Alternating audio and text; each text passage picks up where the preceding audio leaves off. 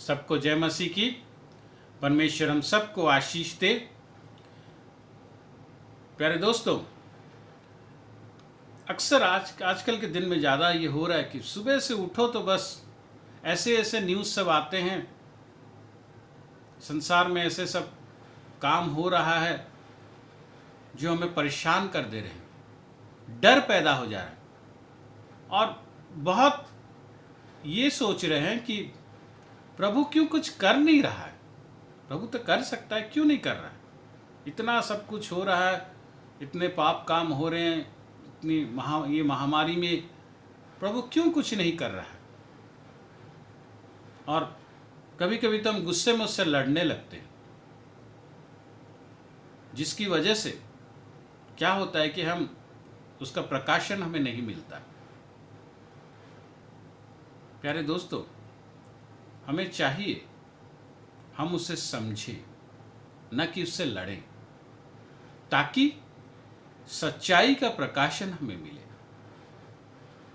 Bible कहता है यशाया आइज़ाया 55 का 8 और 9 में, क्योंकि यहोवा कहता है मेरे विचार और तुम्हारे विचार एक समान नहीं है, न तुम्हारी गति और मेरी गति एक सी है, क्योंकि मेरी और तुम्हारी गति में और मेरे और तुम्हारे सोच विचारों में आकाश और पृथ्वी का अंतर है।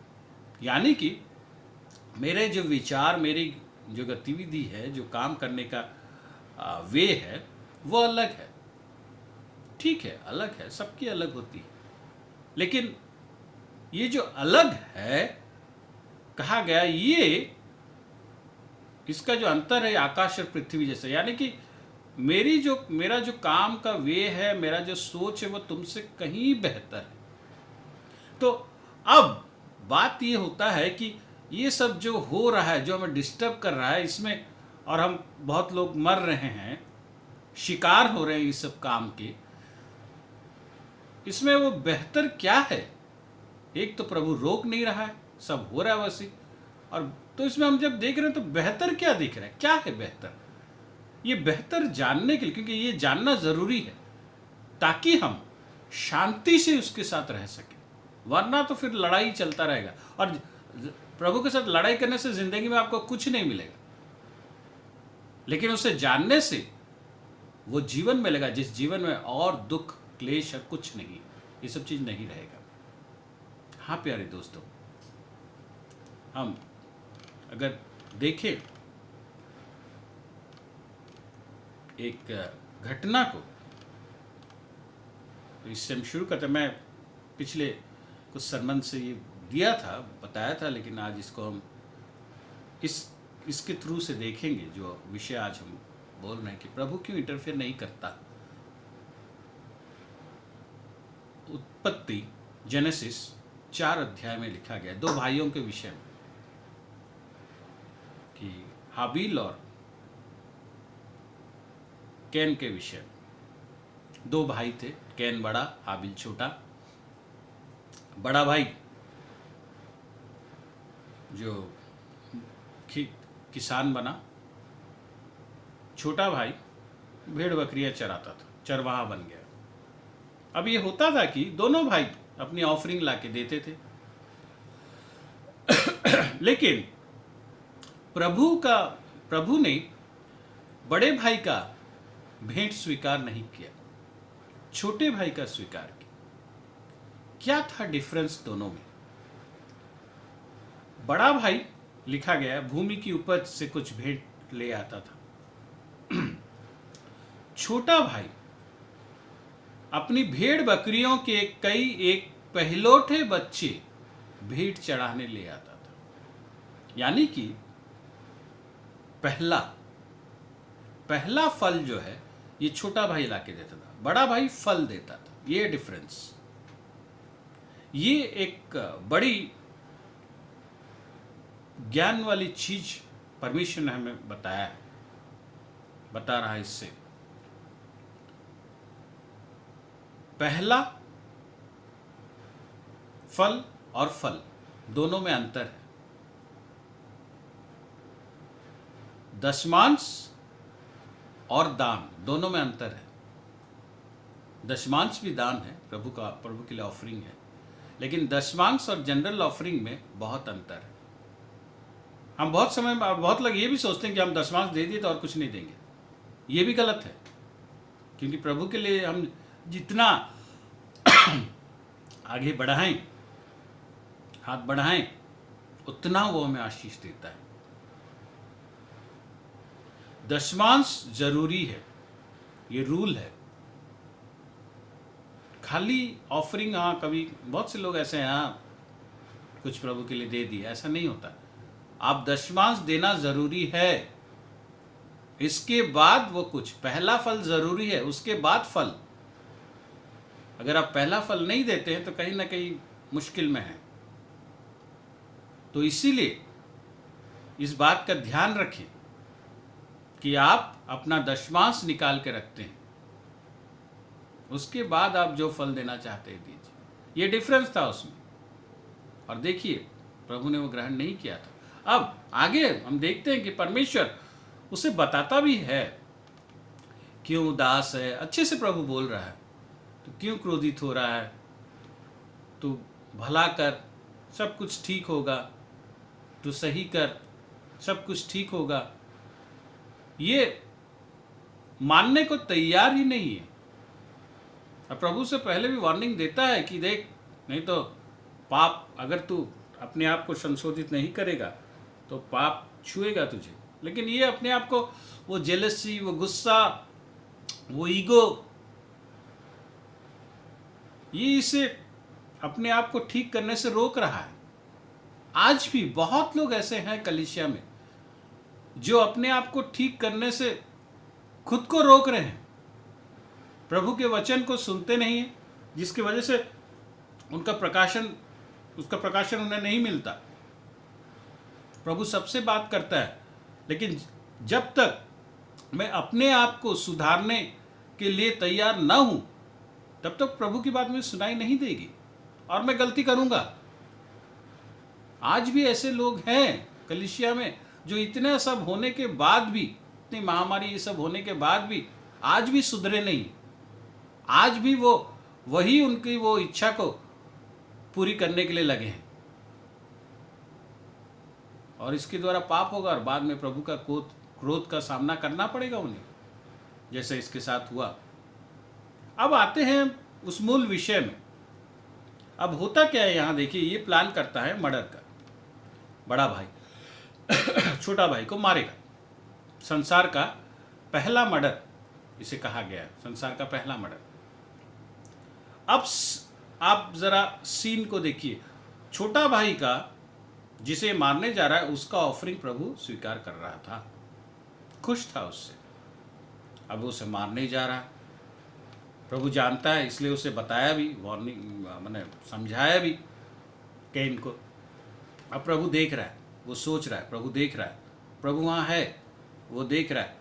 उस दिन वो निकला उसे मारने के लिए, प्रभु देख रहा है, उसे पकड़ा, मारा होगा, प्रभु देख रहा है। उसके माँ बाप कहाँ है, कौन कहाँ है, प्रभु सब जानता है। प्रभु चाहेगा तो उनको बुला लेगा, प्रभु चाहेगा तो रोक सकता है, प्रभु चाहेगा तो, चाहता तो हाबिल को भी बोल सकता था, तेरा भाई तुझे मारने वाला है, तू उधर मत जा, अकेले मत जा, सब कर सकता था। प्रभु ने कुछ नहीं किया। उसका ऊपर जब खत्म हो गया सब कुछ, मार दिया गया, उसे मर्डर हो गया, उसके बाद उसके भाई को पूछ रहा कहाँ है तेरा भाई, और उसके बाद उसके ऊपर वो जो अपना जजमेंट, जो भी चार्ज उसके लगा के वो निकालता है उसे उस जगह से। तो आप अगर इसे देख रहे हो तो आप क्या बोलेंगे? अरे प्रभु कुछ कर, तू कर सक रहा, कर, उसको बचा, देख मार रहा, बचा उसको। नहीं बचा। उसके बाद पूछ रहा, तो आप क्या बोलेंगे? हाँ अभी तो मर गया, अभी पूछ के क्या होगा, बेकार का सब, आपके लिए ही मरा है वो, आप दोषी हो। यही तो बोलता है संसार, यही तो बोलता है संसार, और यही हम मार खा जाते हैं। करता कोई है और दोष किसी के ऊपर आता है। दूसरा कोरिन्थी 4:4 अगर देखे, इफिसियों 2 का 2 अगर आप देखें, यही लिखा गया है कि इस संसार का जो ईश्वर है ये अंधा कर दिया है हमें, उसका काम उसके अनुसार सब हो रहा है, हम समझ नहीं पा रहे, सच्चाई को कोई सुनने के लिए रेडी ही नहीं। देखिए, अगर प्रभु उस समय इंटरफेयर करता तो क्या होता? प्रभु अगर उस समय इंटरफेयर करता तो होता ये कि एक नया पैटर्न शुरू हो गया रहता। क्या?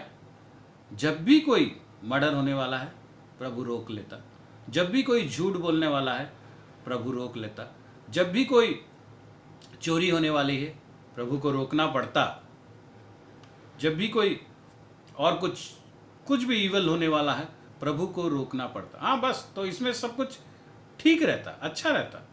लेकिन पहली बात है, हम लोग रॉबोट हो गए होते। वो मूसा नहीं बनता, वो अब्राहम नहीं बनता, वो दाऊद नहीं बनता, वो यीशु नहीं बनता,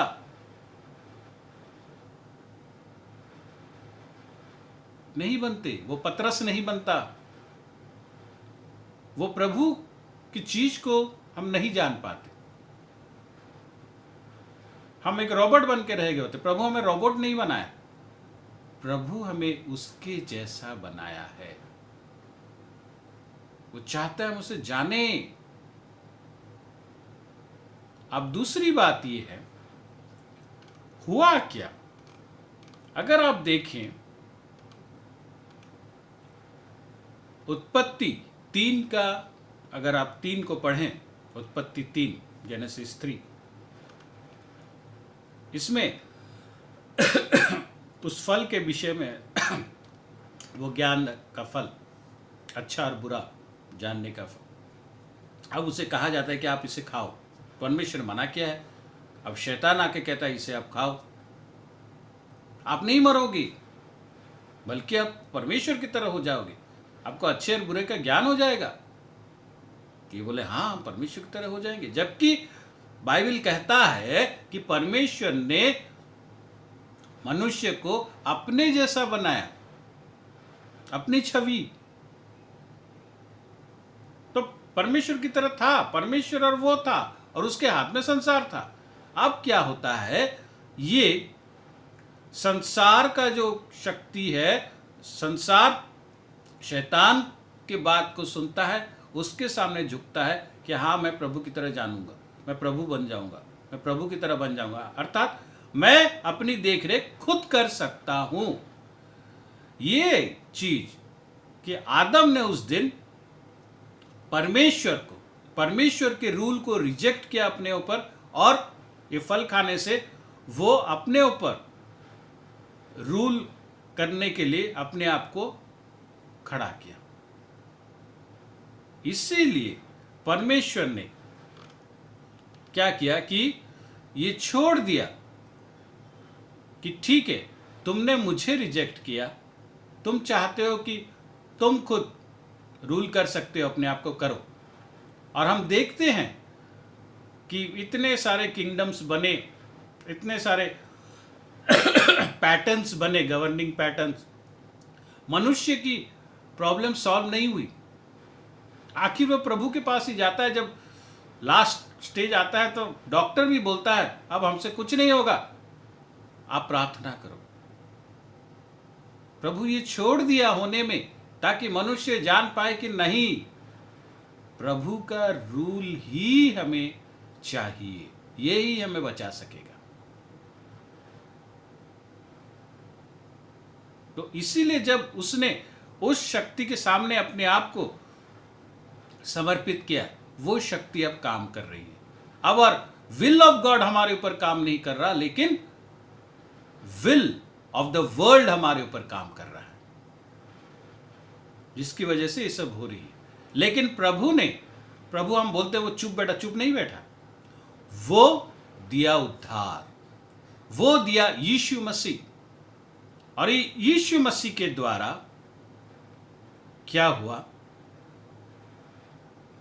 कि हम फिर से उस स्थान में पहुंच गए जो फल खाने से पहले थे।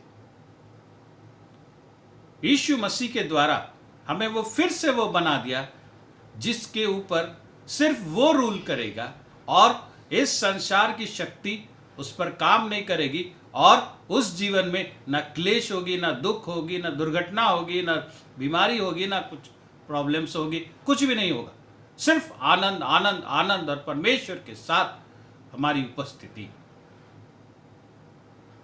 जी हाँ दोस्तों, परमेश्वर की विषय को समझना बहुत जरूरी है, इसीलिए हमें उसके साथ रहना जरूरी है। देखिए स्टीफन के बारे में प्रेरितों के कार्य अगर आप देखें 7 का आप 50 से पढ़िए, और स्टीफन बोल रहे हैं और लोग उसके बाद, उस समय तो ये था कि उसे खत्म कर दो, लेके गए उसे मारने के लिए।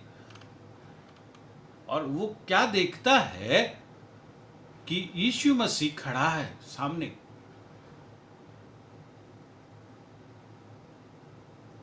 परमेश्वर के दाहिने ओर खड़ा होता हुआ है मनुष्य का पुत्र। पिता और पुत्र दोनों को देख रहा है, दोनों उसे देख रहे हैं। अब आप अगर ये सीन आपको दिखाई देता तो आप क्या बोलते? प्रभु खड़ा क्या, बचा बचा उसको बचा, मार रहे हैं, पत्थर से मार रहे हैं, मर जाएगा बेचारा, मर जाएगा। प्रभु बचा बचा बचा, मर गया। आप क्या बोलेंगे? बेकार, तूने ही मार दिया उसे। यही तो हम कहते हैं। देख रहा है, कुछ नहीं कर रहा, बेकार। स्टीफन प्रभु को समझा था, इसीलिए वो बोलता है, कहता है, हे प्रभु यीशु मेरी आत्मा ग्रहण कर। इसीलिए वो कहता है, हे प्रभु यह पाप उन पर मत लगा, और यह कहकर सो गया। सोचो, हम वो कहते तो उस सिचुएशन में, प्रभु मैं तेरे लिए आया हूं, तेरे लिए बोला हूं, तेरे लिए खड़ा हूं, प्रभु मुझे बचा बचा, तेरा कर्तव्य है मुझे बचाना, तू बचाएगा प्रभु, प्रभु बचा बचा, ये लोग मार रहे पत्थर से, प्रभु प्लीज कहाँ है, तो कहाँ है?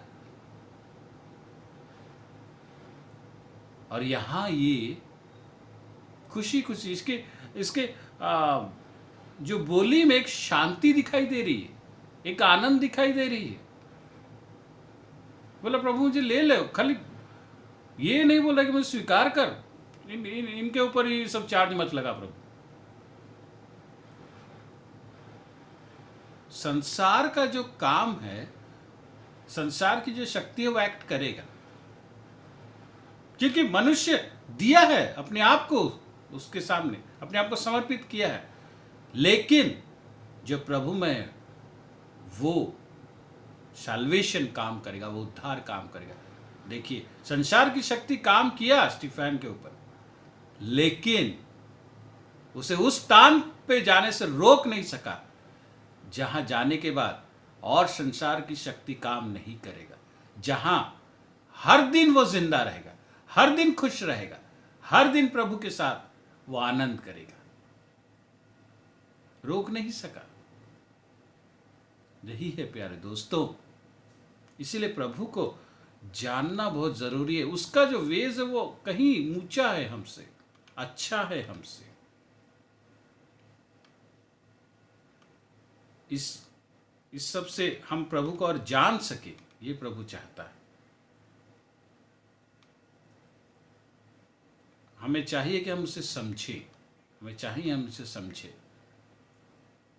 प्रभु हमें वो शांति देता है, उसे समझने की कोशिश करने के लिए हमें सहायता भी देता है, करता है। प्रभु हमारे साथ है, आपके साथ है, हमें उसे समझना है। हम क्या करते हैं ना, जो हो रहा है उसे देखते हैं। हमें उसे देखना है जो ये हो रहा है उसके ऊपर जो है, और जब हम उसे देखेंगे तो हम जानेंगे सच्चाई, हम उसे समझ पाएंगे, क्योंकि प्रभु हमें समझा है। इसीलिए तो मनुष्य पाप किया, समर्पित हुआ जगत के प्रति, लेकिन परमेश्वर ने अपना पुत्र भेजा और फिर से वो चीज वापस ले आया। प्रभु हमें समझा है, बाइबल भी ये कहता है, दाऊद भी ये कहता था। भजन संहिता 139 का 2 से 6 अगर आप देखें, यही वो है कि मेरा उठना बैठना, मेरे विचारों को दूर से ही समझ लेता है, चलना फिरना सब कुछ, मेरा चाल चलन सब कुछ परमेश्वर समझता है। हमें समझना है। और ये हम समझे कैसे? पहला कुरिन्थी 2:11 कहता है, मनुष्यों में से कौन किसी मनुष्य की बातें जानता है? केवल मनुष्य की आत्मा जो उसमें है। मैं क्या हूं, मैं कितना सच्चा हूं, कितना झूठा हूं, क्या है मेरे मन में, मेरे से ज्यादा और कोई नहीं जानता। ये मेरे से ज्यादा कौन है? मेरी आत्मा। तो कोई अगर मुझे जानना चाहेगा तो मुझे जानना पड़ेगा उसे, मेरे अंदर को, क्योंकि मेरा अंदर ही मुझे जानता है और बाहर वाला कोई नहीं जानता। इसी तरह परमेश्वर की बातें भी, वैसे ही परमेश्वर की बातें भी कोई नहीं जानता, केवल परमेश्वर की आत्मा।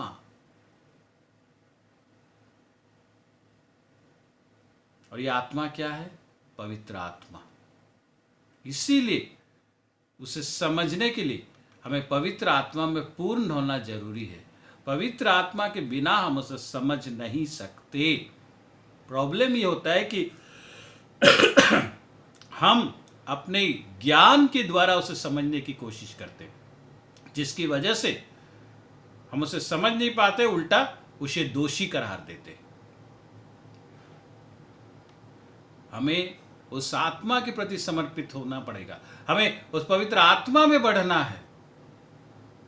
आप कैसे जानेंगे आप पवित्र आत्मा में बढ़ रहे हैं? जब परमेश्वर का चरित्र आपके जीवन में दिखाई देगा, और तब हम ये जो अच्छा, जो सब गलत हो रहा है, हमको दिख रहा है सब गलत हो रहा है, लेकिन इसमें भी वो अच्छा, ये हम समझ पाएंगे, ताकि हम उसके साथ शांति से रह सके। और इसके लिए हमारे पास एक बहुत बड़ा कंसोलेशन है, हमारे पास उसका मन है,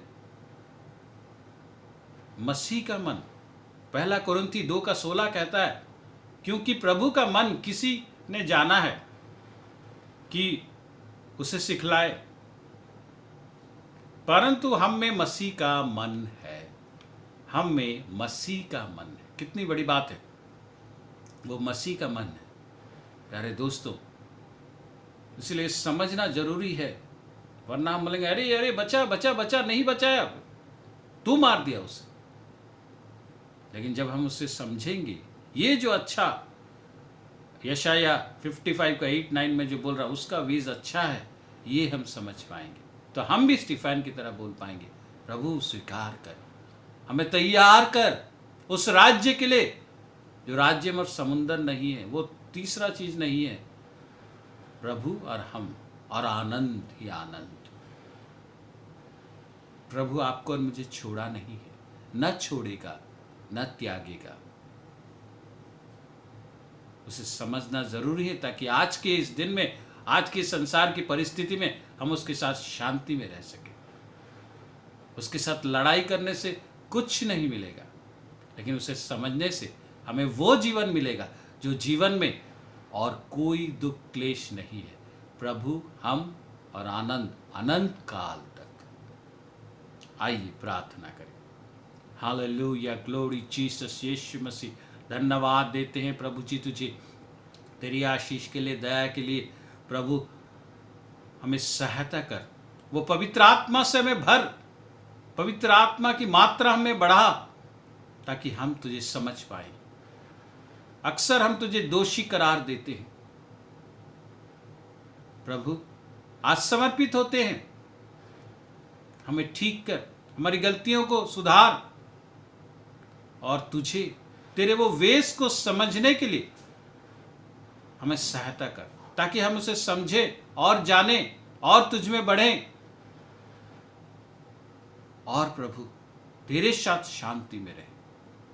हम जानते हैं जो तू कर रहा है वो कहीं ज्यादा बेहतर है। धन्यवाद देते हुए यीशु मसीह के नाम से मांगते हैं, आमीन। प्रभु हम सबको आशीष दे।